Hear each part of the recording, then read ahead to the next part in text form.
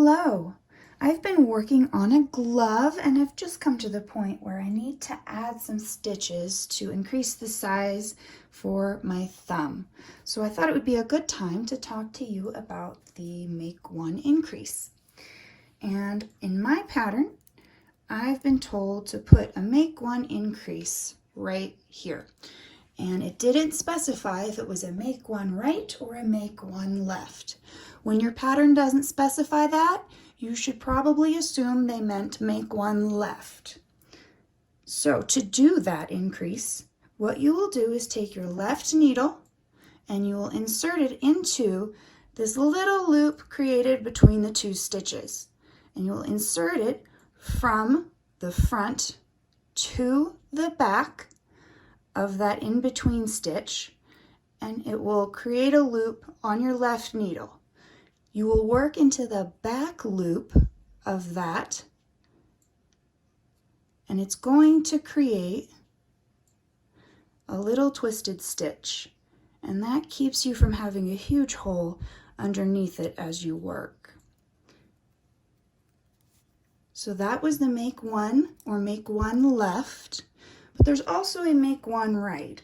So let me show you the difference between the two just on this little knit swatch I started.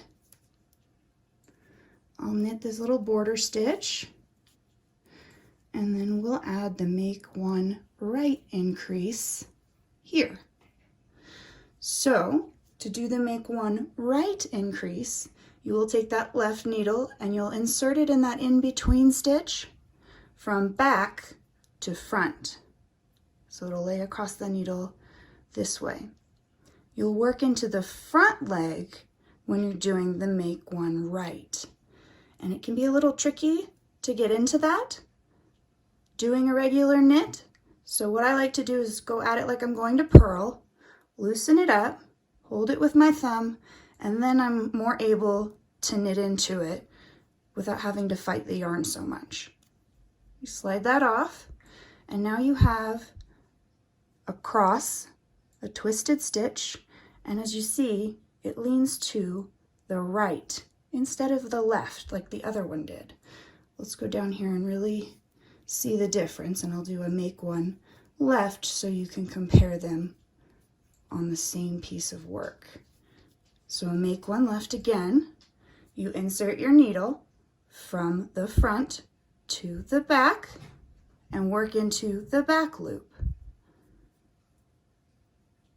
If it's hard to get to, you can stretch it that way, but you work into the back loop and create a cross stitch or a twisted stitch that leans to the left instead of to the right.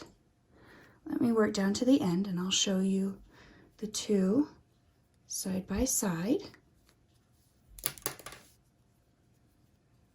So our make one right on this side is right here. If you look closely, you can see it leans to the right. And the make one left is here. And you see that it leans to the left. If you were to continue working increases in the same place, up and up and up, it would increase out this way because the left stitches increase towards the left. And it would increase out this way because the right increase towards the right. And eventually you'd have a kind of V-shaped or cone-shaped piece of work. I hope you found that helpful, and I hope you have a wonderful day.